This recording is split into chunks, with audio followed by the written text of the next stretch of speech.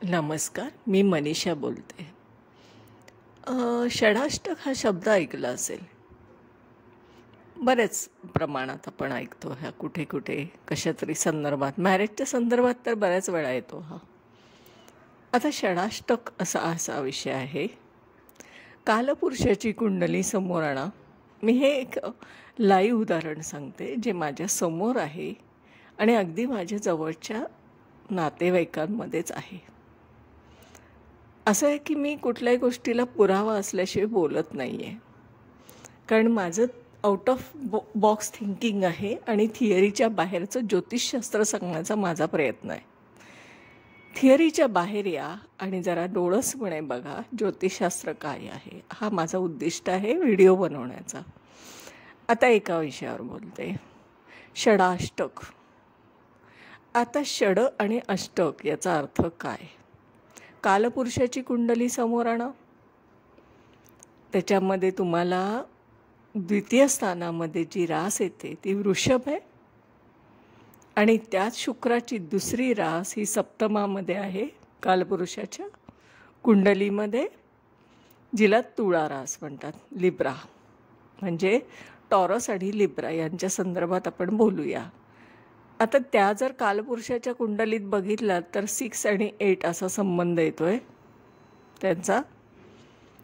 आता याचा अर्थ असा असतो की जरी 6 आणि 8 म्हणजे षडाष्टक आहे, दोन्ही शुक्राच्या राशी आहेत ना. शुक्र हा त्याचा स्वामी आहे, लॉर्ड आहे त्या राशींचा. आता शुक्राचे गुणधर्म, एकतर वृषभ रास ही द्वितीय स्थानामध्ये धनस्थानात पडते आणि सप्तमामध्ये जी काय रास आहे कालपुरुषाच्या कुंडलीत ती आहे तुळा रास, तिथे आहे मार्केट प्लेस. आता विचार करा की जर ह्या दोन्ही शुक्राच्या राशी आहेत आणि त्या षडाष्टक आहेत, मग याच्या बाबतीत एक उदाहरण सांगते की माझी जवळची नातेवाईक आहे, त्या दोन्ही दाम्पत्याचं हे राशी आहेत दोन्ही. एकाची वृषभ आहे, एकाची तुळा आहे. आता याला षडाष्टक म्हणायचं का शुक्राच्या दोन्ही राशी आहेत म्हणून म्हणाया? आता विचार करा. जर तुम्ही थिअरीमध्ये विचार केलात तर त्याला षडाष्टक म्हणाल, पण रिअल लाईफमध्ये बघाल तर त्या दोन्ही शुक्राच्या राशी आहेत. मग साधर्म्य आढळेल की नाही तुम्हाला? साधर्म्य असं आढळतं की दोघांनाही एकाच गोष्टीची आवड असते. आहेच ती. कशी आहे? एकमत असतं कायम त्यांचं, प्रत्येक गोष्टीवर एकमत असतं. एकाने प्रपोजल मांडलं की दुसऱ्याने त्याला लगेच अप्रूव्हल करायची, अशी त्यांची लाईफस्टाईल आहे. हे त्यांचं आयुष्य चालू आहे बरं का. म्हणजे असं नाही आहे की ते लग्न झाल्यापासून, असं त्यांचीच मुलगी लग्नाच्या वयाची आहे, म्हणजे इथपर्यंत यशस्वी संसार चालू आहे त्यांचा. चालू आहे म्हणजे त्यांचं आयुष्यच इतकं सुंदर आहे की कोणाला असा विचार करत नाही आहे की मला हे पटत नाही, असं त्यांचं मतभेद आढळलेले नाहीत. कारण शुक्राच्या दोन्ही राशी आहेत, आवडी एक आहेत, कलात्मक गोष्टी आवडतात, निसर्गात फिरायला आवडतं, चांगलं राहायला आवडतं आहे, सगळ्या गोष्टी कॉमनमध्ये दिसतात तिथे. मला शुक्राच्या संदर्भातल्या आहेत त्या. पैशाच्या बाबतीत म्हणाल तर दोघंही तेवढेच कष्टाळू आहेत आणि कष्ट करूनच पैसे मिळवण्याची वृत्ती दोघांमध्ये आहे. पण साधर्म्य काय आढळलं तर दोघांमध्ये मतभेद होत नाही आहेत, तर आढळतं आहे की संसार अतिशय उत्तमरित्या चालू आहे. आवडीसारख्या आहेत, विचारसारखे आहेत, जगण्याची लाईफस्टाईल सारखी आहे. फिरायला दोघांना प्रचंड आवडतं, चांगलं राहायला पण आवडतं, चांगलं खाणं आवडतं. कारण द्वितीय स्थानामध्ये वृषभ रास आहे, टेस्टिंग आहे ना. सप्तमामध्ये मार्केट प्लेस आहे, तिथे तुळा रास आहे. मार्केट प्लेसमधलं म्हणजे बाहेरचं फूड पण ते टेस्ट छान करतात. पैशाच्या बाबतीत पण दोघं एनर्जेटिक आहेत, दोघंही कमवतात, कष्ट करायची पूर्णपणे तयारी आहे. आवडीच्या बाबतीत बघाल तर दोघांना कुठेही मतभेद होऊ शकत नाही, कारण दोघांच्या आवडीच सारख्या आहेत, आवडीनिवडीसारख्या आहेत. मग मला विचार सांगा की याला आपण मृत्यू षडाष्टक योग म्हणायचा का, आणि कसा म्हणायचा, किंवा मग कसं म्हणावूया, किंवा प्रीती षडाष्टक योग म्हणा, काही म्हणा, पण जे षडाष्टक हा जो योग वापरला गेला शब्द, तर 6 आणि 8चा संबंध एका राशीचे स्वामी आहेत. आता एकच राशीचे दोन्ही स्वामी कालपुरुषाच्या कुंडलीमध्ये काहीतरी इंडिकेट करतायत, आणि ते रिअल लाईफमध्ये पण अनुभवास येते.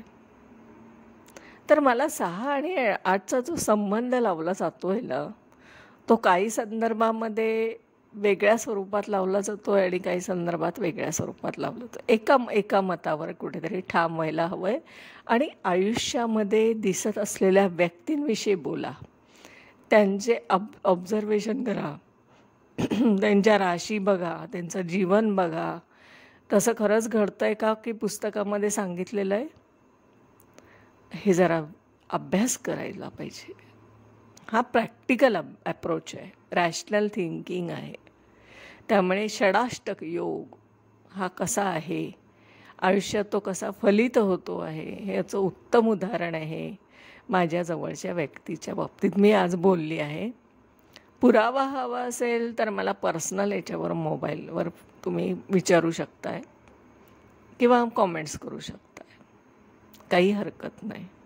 कारण जेव्हा तुम्ही प्रश्न विचाराल तेव्हा त्याची ठामपणे उत्तर देण्यासाठीच मी इथे तयारीने हे सगळं बोलते, आणि मी पुराव्याशिवाय बोलतच नाही आहे.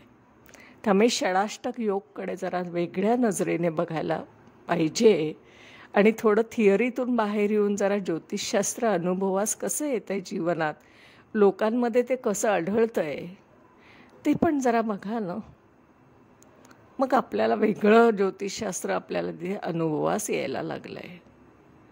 पुस्तकातून बाहेर या, थिअरी जरा कमी करा, जी अनुभवास येते ती थिअरी ठेवा, जी नाही येते ती डिस्कार्ड करा, आणि एक हलकं फुलकं असं एक अभ्यास तयार होईल तुमचा, आणि तोही कुठेतरी त्याचा आधार असेल की ते जीवनात कुठेतरी आढळतं आहे, कोणाच्या तरी निरीक्षणातून, अनुभवातून. हे सगळा अभ्यास केला पाहिजे संशोधात्मक. नुसतं कॉपी पेस्ट नॉलेज घेऊन अभ्यास करणं हे, आणि त्याचा प्रसार करणं, प्रचार करणं जरा बिना आधार वाटतंय बरं का. ह्याच्यावर आधारित पाहिजे, काहीतरी आधार पाहिजे प्रत्येक गोष्टीला. मग 2-4 केसेसमध्येच आहे का, तर नाही, आढळलं नाही असं. हे ज्याला max to max probability analysis आहे याला, अशा पद्धतीने ह्या गोष्टीचा विचार केला पाहिजे. आणि एक लक्षात घ्या, नुसतं राशीवर आयुष्य नसतं हो, त्या राशीमध्ये असलेल्या ग्रहांचा, त्या आहेत का ग्रह, का त्या राशीत ग्रहच नाही आहेत, बघ त्या राशीचे नक्षत्र काय आहेत, ते नाही का मॅटर करत, त्याचे स्वामी, त्याचा नवमाशी आलेला संबंध, त्याचे योग, कुठेतरी हा विचार केला पाहिजे ना. हा वरवरचा विचार नाही का षडाष्टकचा. नुसता राशी घ्यायच्या आणि षडाष्टक म्हणायचं, पण अरे त्याच्यामध्ये काय काय आहे जरा डेप्थमध्ये विचार करायला पाहिजे ना. हे ज्योतिषशास्त्र जरा वेगळं सांगण्याचा प्रयत्न करते मी, कारण हा माझा संशोधात्मक अभ्यास आहे. मी जीवनात ते शोधते. जो थिअरीमध्ये आहे तो मी जीवनात किती प्रमाणात आढळला आहे लोकांमध्ये, कारण माझं 17 वर्ष झाले याच्यावर रिसर्च चालू आहे. मी असं उठून कोणतंही वाक्य उचलत बोलत नाही आहे. पुस्तकातलं बोलायचं असतं तर रोजचे मला 10 व्हिडिओ करता येणार आहे. फक्त उचलायची थिअरी कॉपी पेस्ट नॉलेजसारखं घ्यायचं आणि बोलायचं. 10 व्हिडिओ तर ॲटलिस्ट मी दिवसात बनवू शकते, पण नाही. माझा हट्ट असा आहे की ते जे काय पुस्तकात लिहिलेली थिअरी आहे ती अनुभवास किती येते आहे, आणि ती जीवनात किती दिसते किती जणांच्या, आणि त्याचा प्रॉबॅबिलिटी ॲनालिसिस करा, पर्सेंटेज बघा. 1-2 केसेसमध्ये ठाम मत होऊ शकत नाही. केसेस जरा जास्त प्रमाणात पाहिजे, आणि प्लस आपल्याला त्याच्यामध्ये व्हाय हा शब्द वापरता आला पाहिजे. मी हे का स्वीकारायचं आहे, माझ्या बुद्धीला कधी पटेल जेव्हा ते कोणाच्या तरी जीवनात होताना आढळेल मला ते.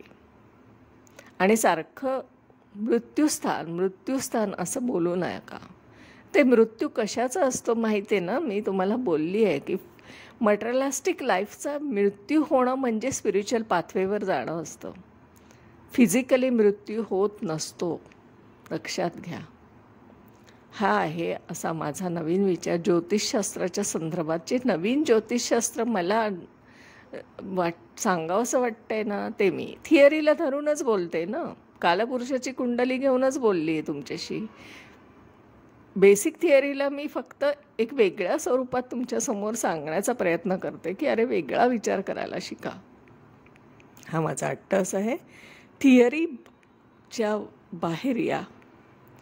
खूप थिअरी घेऊन बसू नका. ओव्हरलोडेड होतं आहे ते. ओव्हरथिंकिंग ओव्हरलोडेड चांगलं नाही. त्याच्यामध्ये अनुभवास आलेल्या थिअरीज ॲप्लाय करून बघा. अनुभवास आल्या त्या पर्सेंटेजमध्ये पण बघा. एकट्या दुकट्यावर असं अनुमान करू नका. आणि प्लस त्याला पुरावा राहू द्या. आणि बिना पुराव्याच्या आधारात बोलणं अतिशय चुकीचं आहे. प्रत्येक गोष्टीला कुठेतरी पुरावा पाहिजे. जीवनात घडताना दिसलं पाहिजे. तर अशा रीतीने आजचा हा व्हिडिओ मी इथेच संपवते. आजचा विषय इथेच थांबवते. उद्या परत आपण नवीन विषयावर बोलूया. धन्यवाद.